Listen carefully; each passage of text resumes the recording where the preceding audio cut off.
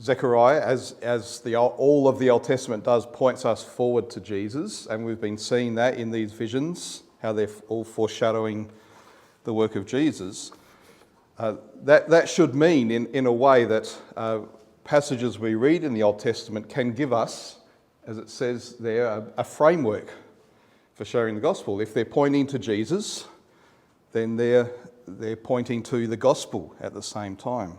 The overall structure of how the visions all fit together give us a picture of the gospel. So if we think of it firstly in terms of the beginning to the end, vision 1 to vision 8, and particularly that opening vision and that closing vision. In vision 1, remember we saw this is the world as it is. And really that's really nearly all the time, that is the starting point, isn't it, for sharing the gospel, because we start where we are, human beings living in this world today, looking around us and saying, what's it all about? Why is the world the way it is?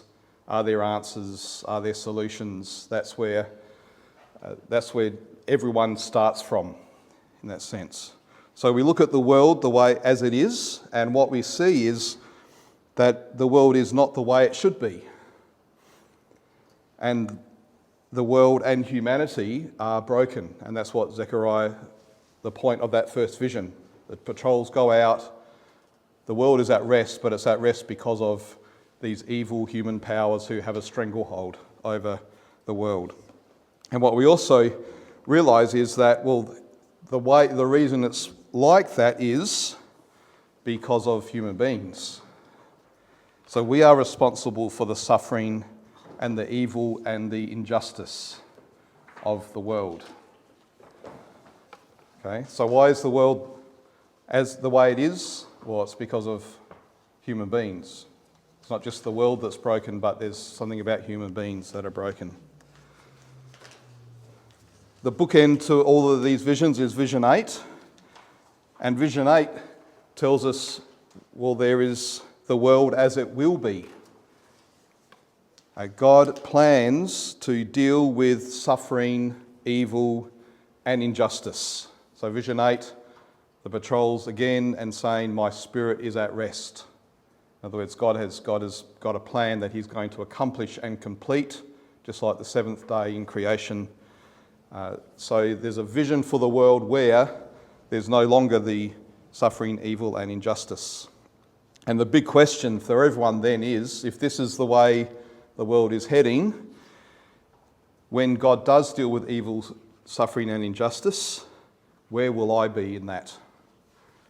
Will I be on God's side or on my side, or what?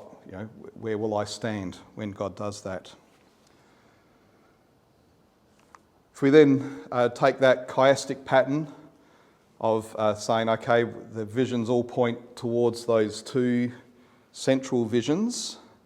Let's start with the blue, visions 2 and 3, and we see that what is the problem in the world? And the problem is that human beings are in rebellion against God's authority. And in that vision, remember, there were the 4 horns who had scattered God's people. So there's human being pitted against human being and causing us to be estranged and hostile to one another and to God. So there's the basic human problem.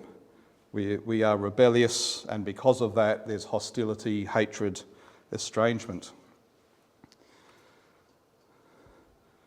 The second problem in the world, which is vision 6, remember, there was the scroll going out across the land with the curses that were going to come upon all of the people who were lying and stealing and taking false oaths. So the second problem is that human beings are under God's wrath because of sin. God's word, his law, pronounces that we are guilty of sin and deserve punishment. And because of our sin, we are unable to come into God's presence. So the two big problems are we were in rebellion against God's authority as king, and we are under God's wrath and unable to come into his holy presence as sinners. Each of those problems present a need. We're unable to come into God's presence. Each of those problems then, there's a need that flows out of it. The first need is for human beings to be back under God's authority. If we're living in rebellion, we need to be reconciled to God. So we need a solution to our division and our hatred, both between one another and between us and God. So I'm blocking people's view. Is that better? The second problem, we need a solution to our division and hatred. The second need that flows out of the second problem of us being under God's wrath and unable to come into his presence is we need to be human beings who are forgiven with our sin removed. Remember what happens in that vision? Wickedness is pushed into a basket and carried away, removed. Iniquity is removed from the land in one day. So we need a way to be reconciled and brought back to God so that we're able to come into his presence again. Okay, so we've seen the problems, we've seen the needs. The middle two, where it's all pointing, give us God's solution. The first solution is in the cross, in Jesus' death. Jesus made the perfect sacrifice to take away sin. So this is the solution dealing here with problem 2 and need 2. Remember how there's that little twist at the top of that diagram.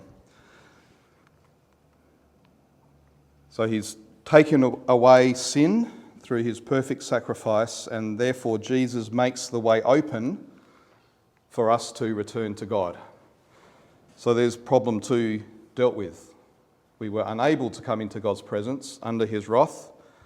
Now because that wrath has been dealt with, we have had the way made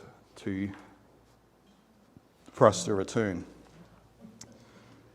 Can anyone guess what the second part of God's solution is? The resurrection. Because what does the resurrection declare to us about Jesus? Power over sin and death. His power over sin and death, and what role? In what role? Yeah, his kingship. He was raised from the dead and seated at the right hand of God. So Jesus has been appointed the King and the Judge of all. So see, our need to be back under God's authority and reconciled is answered in Jesus and his resurrection. This was Zerubbabel, anointed by the Spirit to be the Davidic king, which means Jesus welcomes and saves all who come to him as their king and judge. Really, it's quite a beautiful, integrated picture of the gospel, isn't it? Which is relevant to us as believers, but it also has that message to everyone, that this is humanity's greatest problem and our greatest need, and God meets that in Jesus Christ, in his solution.